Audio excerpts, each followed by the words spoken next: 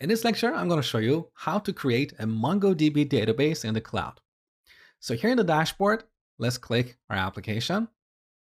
Go to the Resources tab. Here you can see add-ons. So by default, the applications that we deploy to Heroku don't have a database. If you want any kind of storage, you need to use an add-on. So click this button, find more add-ons. On this page, you can see all kinds of add-ons that we have in Heroku. So we have add-ons for data stores, monitoring, logging, email and SMS, caching, errors and exceptions, search, metrics and analytics, and so on.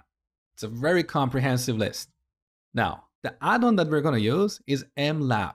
So click Data Stores. And in this list, you can see mLab. So the price for this add-on starts from $0 per month. However, in order to install this add-on, you need to add your credit card details. So in this lecture, I'm going to show you an alternative way. You can go directly to mlab.com and create a free account. It's 100% free and you don't need to put your credit card details. So pause the video, create an account, and then come back, continue watching. So when you create an account and verify your email, this is what you're going to see. MongoDB deployments, currently we have none.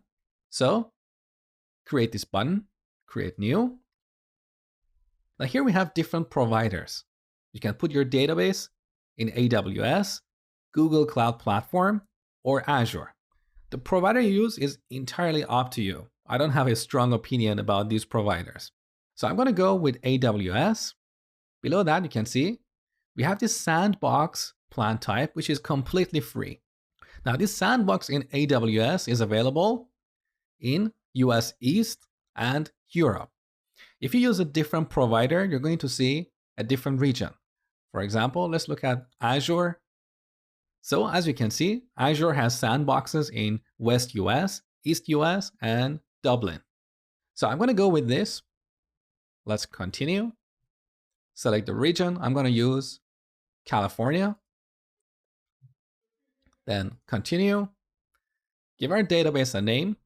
I'm going to use Vidley. Continue. And submit order. Now, this is not really an order. It's completely free. All right. Now we have a MongoDB database in the cloud. So let's click this. Here on this page, we need to create a user. So let's go to the Users tab and click this button. I'm going to call this user Vidley user and give it the password of 1234. 1234. Of course, this is a very bad password purely for this demo. Create. All right, our user is ready.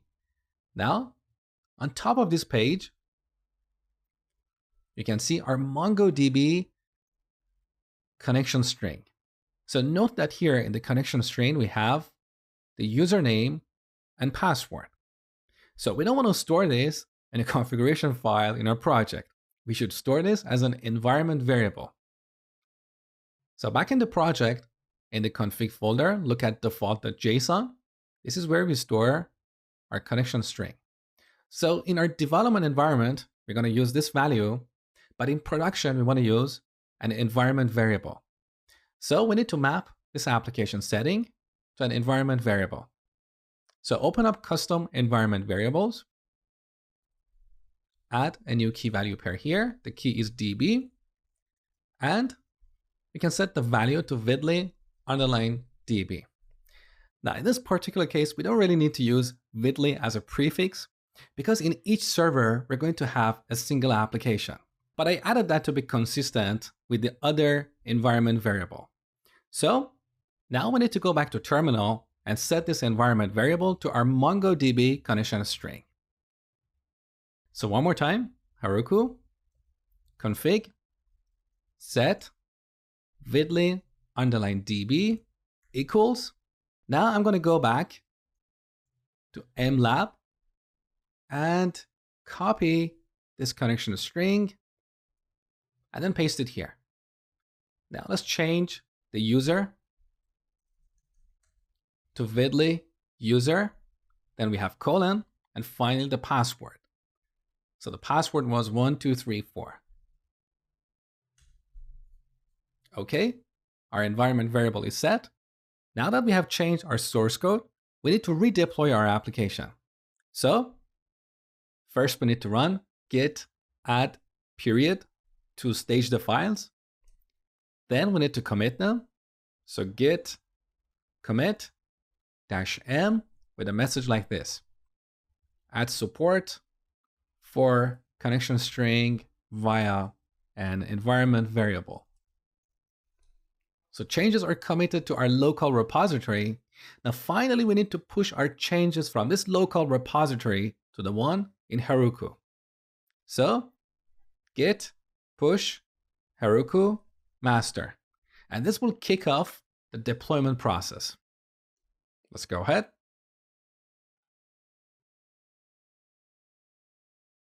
All right, our application is redeployed.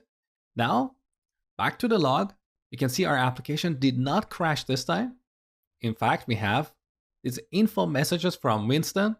So it's connected to this MongoDB and it's listening on port 6357. So Heroku dynamically assigned a port to our application. So now back in Postman, if we send another GET request to our genres, we no longer get a server error. You can see we get an empty array here because the MongoDB database that we created in MLab is empty. So we can create a new genre, but in order to do that, first we need to create an account. So let's send a post request to our user's endpoint. Here in the body of the request, we should set this to raw and application JSON. We should send an object with 3 properties: name, Mosh Hamedani, email, programmingwithmosh@gmail.com, and password, which I'm going to set to 12345. Send. Okay. Now we have a new user. So let's go to the headers tab and get the authentication token. Here it is. Beautiful.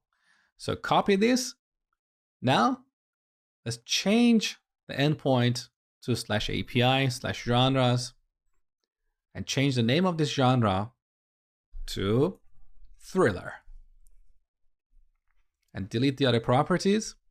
Finally, we need to add the authentication token here. So x-auth token, paste it here, and finally send. So look at the body of the response. Here's our new genre stored in our MongoDB database in the cloud. And that brings us to the end of this section. I hope you enjoyed this section and thank you for watching.